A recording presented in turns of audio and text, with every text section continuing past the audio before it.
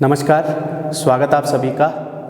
आज की क्लास में हमारा चंद राजवंश का सीरीज चल रहा है। उस सीरीज में हमने लास्ट में 37वां राजा कीर्तिचंद पढ़ा है। आज हम 43वें राजा भीष्मचंद को पढ़ेंगे। उम्मीद है दोस्तों आप सभी की पढ़ाई बहुत अच्छी चल रही होगी। आप सब पेपर के लिए बहुत रेडी हो चुके होंगे और आप नित्य अध्ययन कर रहे होंगे। नित्य अध्ययन करते करते एक दिन आप सफलता के मार्ग तक पहुंचोगे, ऐसी मेरी शुभकामनाएं हैं। आप सभी से निवेदन है कि वीडियो को शेयर ज़रूर कीजिए, ठीक है, ताकि सभी तक वीडियो ज़रूर पहुंचे। तो आज हम शुरू करते हैं चंद राजवंश का 43वां राजा भीष्मचंद, ठीक है। चंद राजवंश का 43वां राजा कौन था? भीष्मचंद था, जो कि 43वां राजा था भीष्मचंद, जो कि ठीक है, जो कि 1555 से 1560 ईस्वी तक रहा था। इस भीष्मचंद के बारे में मैं आपको बताऊं तो पहला पॉइंट देखो, भीष्मचंद के अगर हम शॉर्ट में देखें तो भीष्मचंद के 3 पॉइंट आते हैं मेन। नंबर 1 कि खवास खां ने इसके दरबार में शरण ली थी, ठीक है। नंबर 1 खवास खां ने शरण ली थी। नंबर 2 इसने राजधानी स्थानांतरण की सोची थी, राजधानी स्थानांतरण की सोची थी। नंबर 3 इसने खगमरा का किला बनाया था, खगमरा, ठीक है। खगमरा किला किसने बनाया था? भीष्मचंद ने बनाया था। ये 3 पॉइंट इसके आते हैं, ठीक है। आपने ये 3 पॉइंट अगर याद कर लिए तो भीष्मचंद के तीनों ही पॉइंटों में पूरी भीष्मचंद की कहानी आ जाएगी। कैसे? अभी तक आपको पता है कि चंद राज्य में एक सौर और सीरा को छोड़ दें तो, ठीक है, सौर और सीरा को छोड़ दें तो सौर सीरा यानी पिथौरागढ़ को छोड़ दें, ये हो गया सौर का क्षेत्र, ये हो गया सीरा का क्षेत्र, और ये अल्मोड़ा कल मिल गया था। ये ऊपर वाला जो जिला है ये है बागेश्वर, ये है बागेश्वर जिला। ये अल्मोड़ा को के तो सारे परगने कल मिला दिए थे, ठीक है। तो चंदू का जो अभी तक का क्षेत्र है ये इतना बड़ा क्षेत्र है ये, ठीक है। ये क्षेत्र इतना बड़ा हो चुका है, जिसमें तराई, नैनीताल और अल्मोड़ा और चंपावत, ये सारा एरिया इन्होंने क्या कर लिया है? अधिकार में कर लिया है। तो राजा कौन है?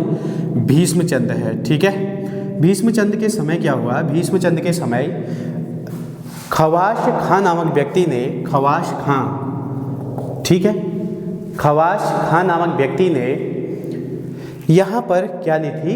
शरण ली थी। कुमाऊं में भीष्मचंद के वहाँ शरण ली थी। और जब जो खवास खां था उसको शरण लेने की क्या ज़रूरत पड़ गई?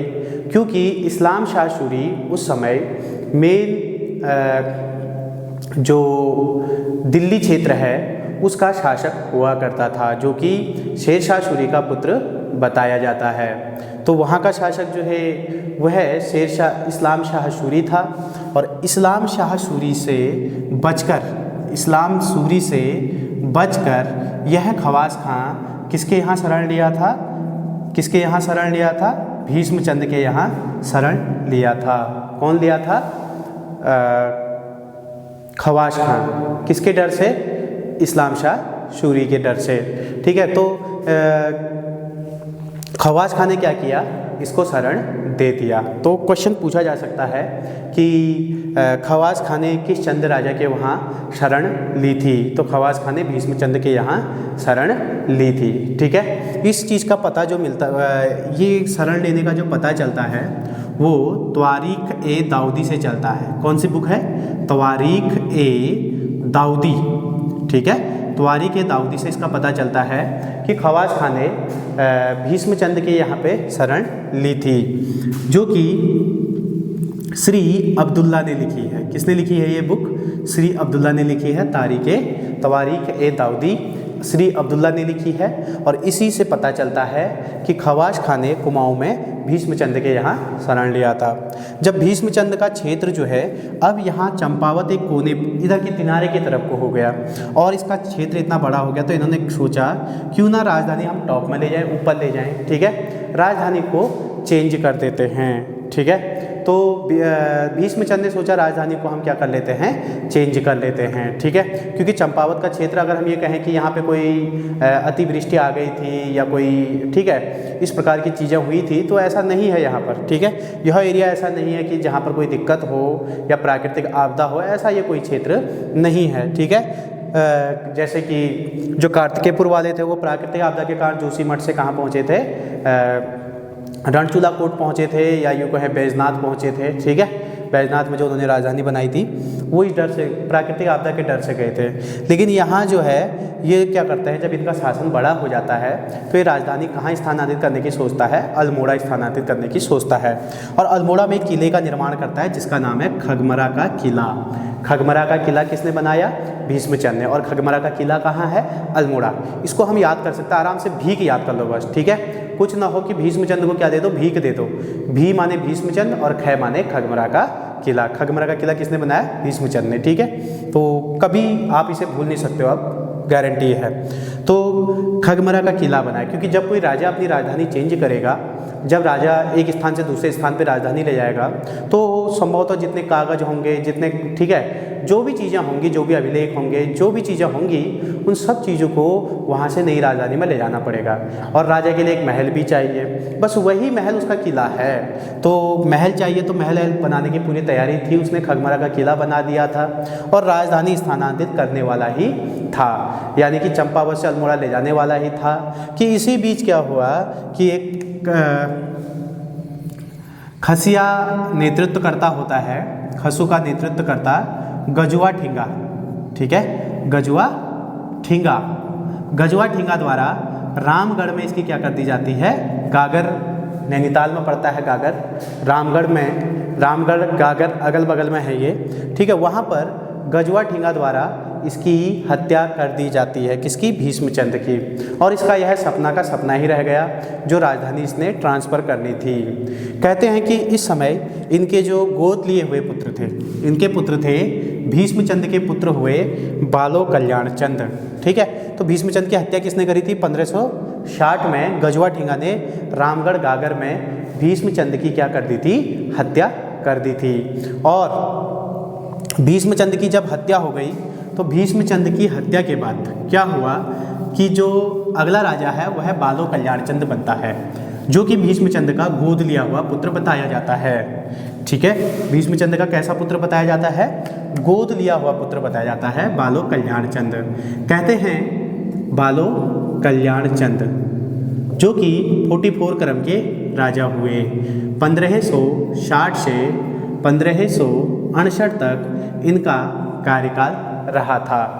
तो कहते हैं कि जो बालो कल्याणचंद थे वह भीष्मचंद के गोद लिए हुए पुत्र थे, यानी इनके पिता का नाम ताराचंद बताया जाता है। बालो कल्याणचंद के पिता का नाम क्या बताया जाता है, ताराचंद। जब भीष्मचंद की हत्या हो रही थी गजुआ ठिंगा द्वारा, तो बालो कल्याणचंद कहाँ गए हुए थे, बालो कल्याणचंद डोटी अभियान पर गए हुए थे, ठीक है। तो जब बालो कल्याणचंद को डोटी में यह पता चला कि उनके पिताजी की गजुआ ठिंगा नामक खसिया राजा ने हत्या कर दी है, तो उसके बाद वह डोटी से वापस आए।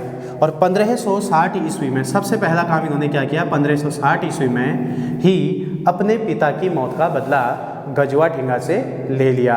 और गजुआ ठिंगा की क्या कर दी, हत्या कर दी, किसने, बालो कल्याणचंद ने, ठीक है।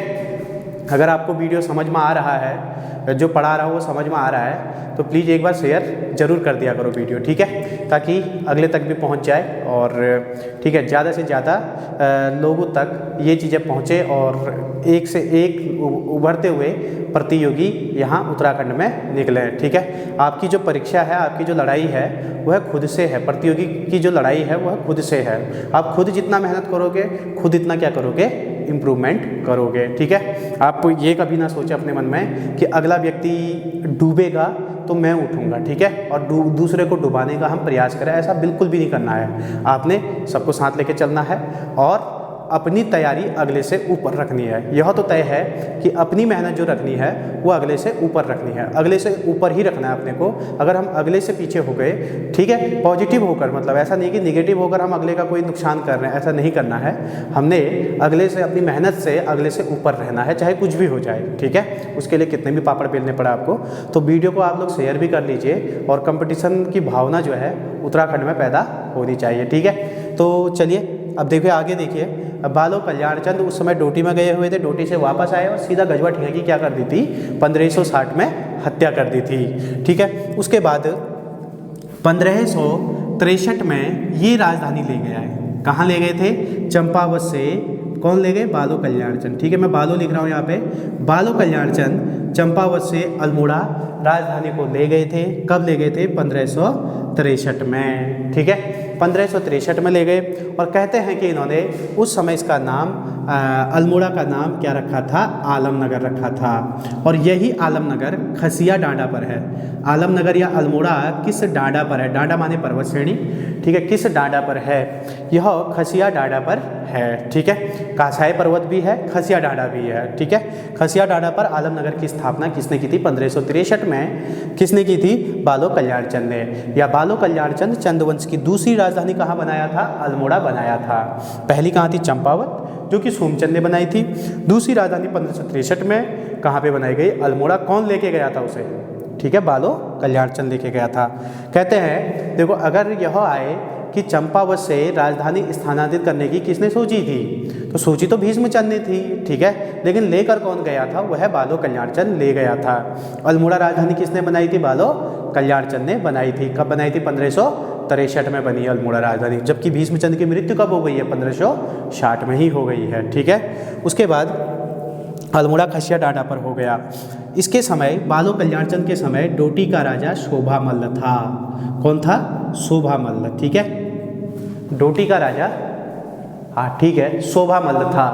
बालो कल्याणचंद के समय डोटी का राजा शोभामल्ल था। कि हुआ क्या कि जो शोभामल्ल है, शोभामल्ल अपनी पुत्री का विवाह बालो कल्याणचंद के साथ कर देते हैं। और बालो कल्याणचंद को दहेज में, ये जो नीचे वाला क्षेत्र है इसे क्या कहेंगे? सौर, और ये जो ऊपर वाला क्षेत्र है इसे कहेंगे सीरा।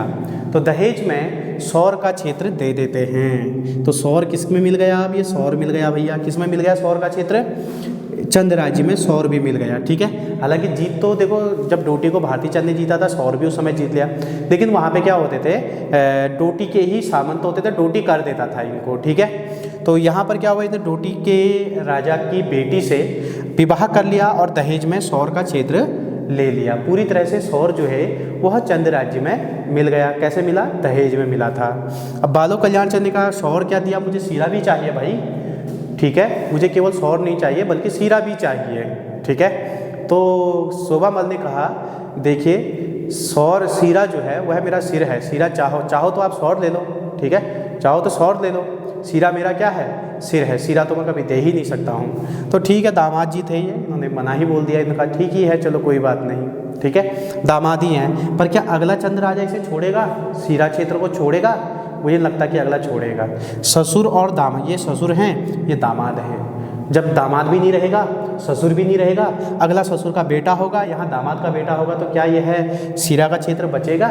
लड़ाई तो जरूर होगी। जीतेगा कौन वो बाद में देखा जाएगा, ठीक है। आपको भी पता होगा, मुझे भी पता है कौन जीतेगा, लेकिन बाद में ही बताया जाएगा वो, ठीक है। लड़ाई तो जरूर होगी, ठीक है। इसके लिए भी लड़ाई होगी। क्यों? क्योंकि चंद साम्राज्य आपने देखा अभी तक क्या कर रहा है?